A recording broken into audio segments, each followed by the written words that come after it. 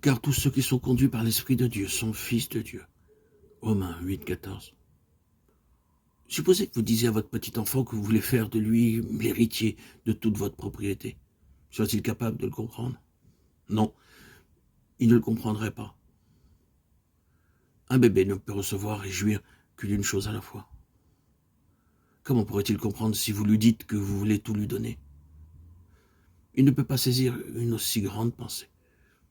Il ne connaît même pas la valeur d'une toute petite pièce de monnaie. Comment pourrait-il comprendre la valeur de tout l'héritage? L'enfant doit d'abord grandir pour atteindre la maturité. De même, vous aussi, à moins que vous ne soyez spirituellement mûr, vous ne serez pas en mesure de comprendre le désir de Dieu, de faire de vous son partenaire, son collaborateur, pour l'accomplissement de ses desseins grands et éternels. Nous voyons dans le livre de Daniel comment Dieu choisit quelques jeunes hommes à travers eux, couvris de honte, d'autre autorité, et comment, par la même occasion, il fit prévaloir la loi et la justice. Les enfants d'Israël se rebellaient constamment contre la parole de Dieu. Pour finir, Dieu dut les punir en les menant en captivité à Babylone. Mais son grand dessein à l'égard de son peuple demeura inchangé. Bien qu'ils fussent captifs, ils restaient cependant le peuple de Dieu.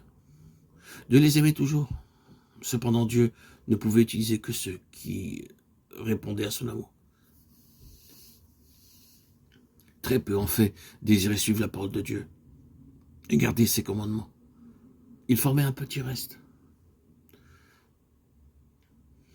Dans la lumière de la face du roi et la vie. Proverbe 16, 15. Le roi donne ordre que tous les jeunes hommes intelligents et prometteurs lui soient amenés. Daniel 1, 3, 4. Il savait que parmi ces captifs se trouvaient des hommes d'une intelligence bien supérieure même à celle des gens de son peuple. Il est bien connu que Dieu a donné aux Juifs une intelligence et une capacité extraordinaires.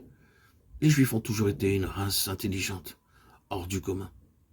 Le roi de Babylone voulait éprouver ces jeunes hommes juifs pour qu'ils occupent de hautes positions dans son royaume, afin de les utiliser pour apporter une plus grande prospérité à Babylone.